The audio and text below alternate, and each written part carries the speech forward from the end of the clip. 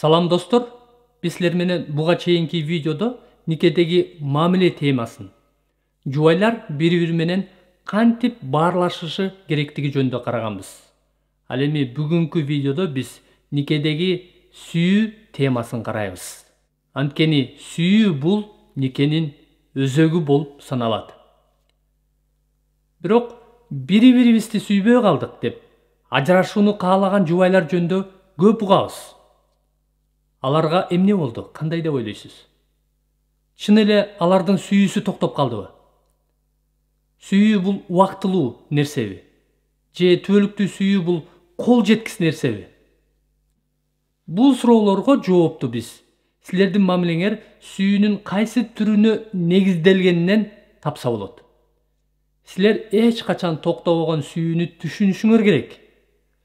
Бул сезимдерден дагы артык болгон баш ийүү. Эгерде силер бул чындыктарды түшүнүп жана ошого ылайык жашасаңар, анда өлүмдөн башка эч нерсе ажырата албай турган бекем үй бүлөнү кура аласыздар.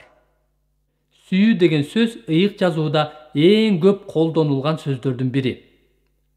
Сүйүүнү чындап түшүнүшүбүз үчүн биз сүйүүнүн булагына кайрылышыбыз керек. Ал эми сүйүүнүн булагы бул Кудай өзү. Ошондуктан Кудайдан башташыбыз керек. Анткени ал бизди сүйүүгө муктаж кылып жараткан, ошондой эле биз башкаларга сүйүү беришибиз үчүн жараткан. Жакан жазган жакшы кабар 3-бап 16-аятта мындай деп жазылган.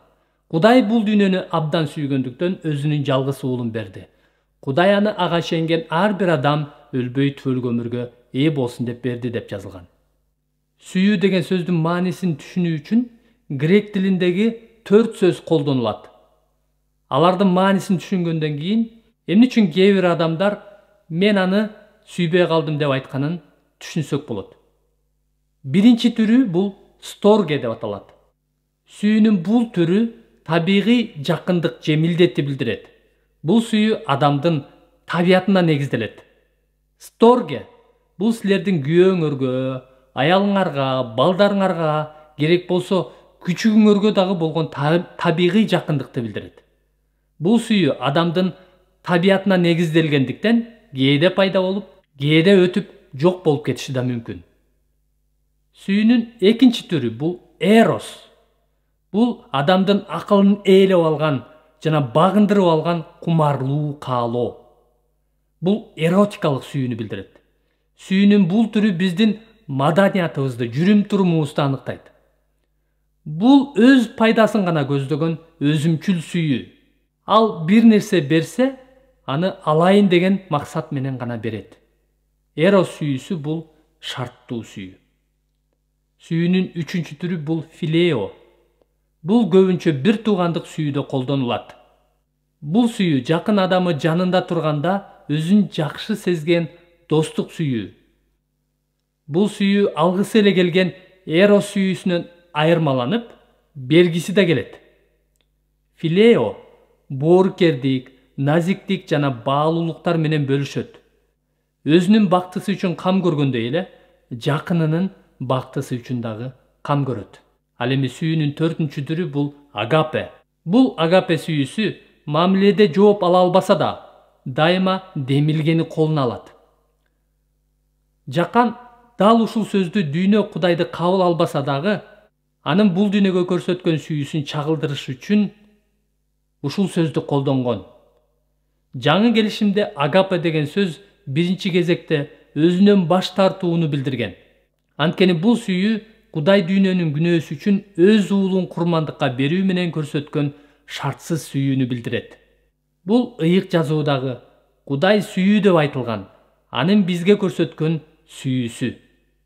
Кудайдын сүйүүсү бергенин токтотпойт. Экинчи тарап кабыл албай жатса да, бергенин уланта берет. Эгерде Кудай бизди ушундай сүйсө, биз да бири-бирибизди сүйүшүбүз керек. Эфестиктерге жазылган кат 5-бап 25-аятта күйөөлөр аялыңарды машаяк жыйынды сүйгөндөй сүйгүлө. Машаяк жыйын үчүн өзүн берген деп жазылган. Демек, сүйүү бул никенин өзөгү. Жубайлар бири-бирин Кудайдын курмандык, шартсыз сүйүүсү менен сүйүшү керек. Бул сүйүү сезим эмес, тандоо, чечим экенин биз көрдүк. Сезимдер же сезимдерге негизделген сүйүү бул өтүп кетет. Ал эми Кудайдын сүйүүсү эч качан токтобойт. Бул сүйүү темасы жөнүндө силер өкүнүчсүз нике аттуу курстан көбүрөөк маалымат алсаңыздар болот. Ал эми эмки видеодон биз никедеги жыныстык катнаш темасын карайбыз. Көрүшкөнчө Кудайдын тынчтыгы жана ырайымы силер менен болсун.